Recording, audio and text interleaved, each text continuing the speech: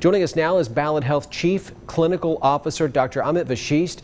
Dr. Vashist, thanks so much for joining us. First off, these numbers represent an increase today. How concerned are you at Ballad Health about these numbers and the direction you're seeing us going? Josh, thank you for having me. And we continue to be extremely concerned about our COVID-19 numbers. As you mentioned, we have 179 patients across our hospitals. Many of them are in the intensive care unit, and unfortunately, many of them are on ventilators, which means that their odds of making it, we are not so sure how they're going to do in the long term. Having said that, we are extremely concerned about the numbers that have come of people that have come to our facilities and we are taking care of, because each and every bed that we fill with the COVID-19 patients means that some other patient who could have required for other non-COVID-19 issues may not receive the level of care that they would under these exceptionally difficult circumstances, Josh. Over the weekend, Dr. Vashist, we heard about Vanderbilt University Medical Center and some other health systems in Middle Tennessee saying that they had no more capacity to accept transfer patients. Is that a concern at Ballad, and if so, why?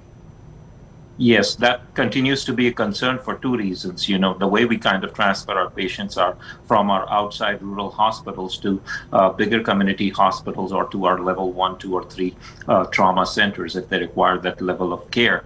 Now, because of bottlenecks within our hospitals with all the COVID-19 patients that are getting admitted, we will be hard-pressed to transfer these patients from within the Ballad Health hospitals, and also, God forbid, if they need a much higher level of care that the Ballad Health hospitals could provide, we will not have a room for them in places like Knoxville or Nashville. This situation is unfolding across many different states: Tennessee, Louisiana, Georgia, Mississippi, you name it. Dr. Vashist, the big question I think many people in the Ballad network system would have tonight is, how close is Ballad to reaching capacity to the point that you're not able to accept more transfer patients or more patients in from just the general population? Absolutely, Josh. That's a very, very valid question and a very valid concern. At Ballad, we are continuing to evaluate our surge capacities. How do we make more beds available? How do we get, it's not just the question of the beds being available, how do we make staff more available? And there is one more complicating factor, Josh, which is COVID patients require an exceptionally high level of care, medically complicated care, which is much more resource and personnel intensive. At this point of time, we continue to have the capability. We are constrained by certain barriers, but we do have some surge plans that will enable us to take the number of patients to the next level if need be. And we do expect that those increasing numbers will come in the next few days. At this point, you've paused elective procedures that require overnight hospital stays. Are we approaching a point where you may have to go to another level of deferring those elective procedures? We continue to monitor, Josh, that situation on a week-by-week basis. Of course, we started off with deferring elective procedures that require overnight stay, but soon we could go to a next level, which will lower our threshold for not doing those procedures. Now, one of the things I would like our community members to consider is, contrary to public perception, elective procedures are not those procedures that you delay for a long time. The reason they're called elective is that they're not needed to be performed at, say, 3 or 4 in the morning.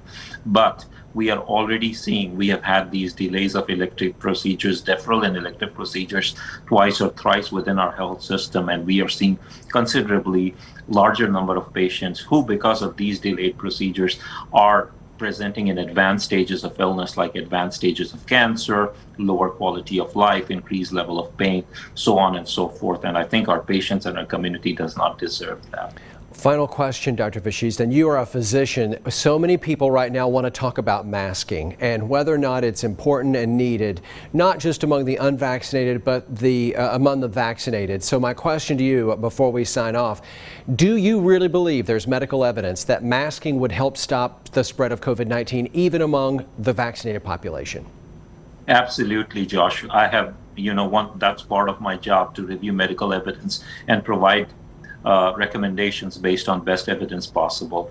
Masking absolutely reduces the transmission of the virus from one person to another. Now, if you are vaccinated like I am, Josh, then chances of me getting COVID-19 illness and developing a serious state of illness are considerably lower. But that does not mean that I cannot transmit this infection if I'm not masked to a person next door who is not vaccinated or is not eligible to be vaccinated. So I would urge everybody in the community to consider masking in public settings, even when they're outdoors. Also, social distancing, hand hygiene, all the good things that come with it, public health practices.